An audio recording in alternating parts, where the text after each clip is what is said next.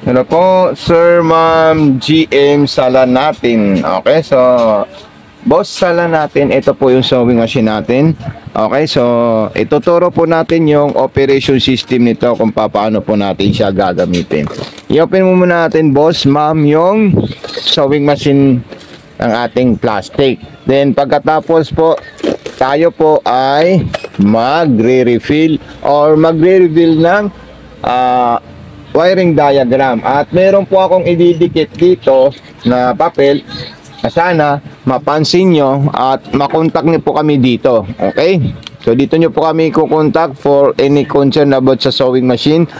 YouTube channel Mato Sewing Machine, paki-subscribe. FB page Mato Sewing Machine Vlog, paki-follow. At TikTok shop Mato Sewing Machine, at meron po tayong cellphone number dito, so huwag nyo po yung kakalimutan, Ma'am and Sir. Okay, so pwede ko ilagay po dito, pwede ko rin ilagay dito. So mas maganda siguro kung dito natin siya ilalagay para mas para mas makita nyo po siya. Okay, so dito nyo po kami pwede i-contact. Okay, huwag nyo po kakalimutan, idikot ko na lang po dito ha. Okay, so mamaya na lang po natin ididikit dyan. So ito po yung wiring diagram natin, Ma'am and Sir. Ayan, sala natin. At ito naman po yung isasaksak natin dito. Ayan. Okay, so isasaksak natin dito yan. Ayan po. Tapos ito dito po siya. Ayan. Ayan po siya. Then ito para dun sa outlet natin ha. Kung natin kakalimutan. Ayan. Tapos susunod natin dyan is maglalagay po tayo ng sinulid. So ito, meron po tayong lagayan ng sinulid dito sa itaasa. Ayan. So ayan po siya, ayan. Ayan, no. So pag-ano natin dito, ayan. So papunta dito, ayan. Okay. So ayan. So gagawin po natin yan ha. Magta-trade po tayo ng sinulid mula sa itaas papunta sa karayom. At yun po ay dapat nyo pong sundan. Okay?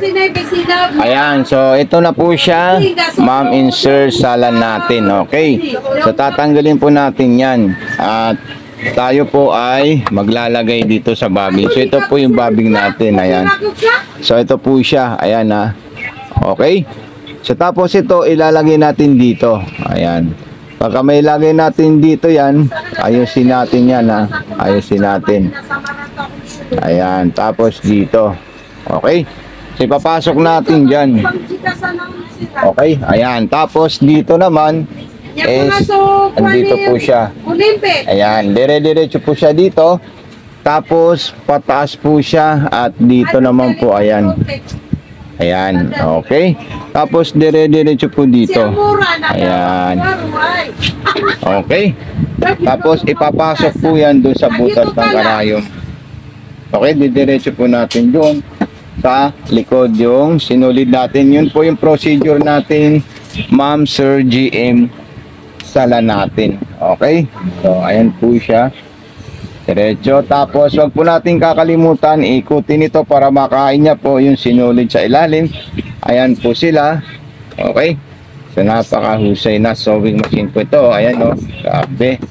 Tapos ayan, testing natin yung mga stitches natin, Ma'am, sala natin ha. Ayan. So okay. So button start, ito po siya. So ayan, napaka-stick at napaka-perfect po ng performance ng ating sewing machine. Stop natin siya. Okay. So ayan. So grabe, ang smooth at ang ganda ng ating unit. Tapos sunod natin dyan is tayo po ay pipili ng mga design. Ayan. So may mga design po tayo dito at pwede natin piliin. Ayan. Okay. So ayan po siya. Then kung tayo naman ay magsisigsag, so ayan po siya. Ayan, so mamimili na lang po tayo kung anong sigsag ang gugustuhin natin. Okay, may malaki, may small at may large.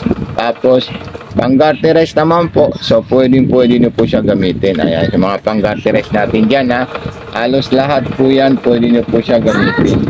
Ayan. Okay, so ayan po siya. Grabe, ang solid talaga nito, ma'am. So maraming salamat sa iyo, Ma'am JM Sala natin. dito sa ating sewing machine. So thank you so much. God bless and more power po.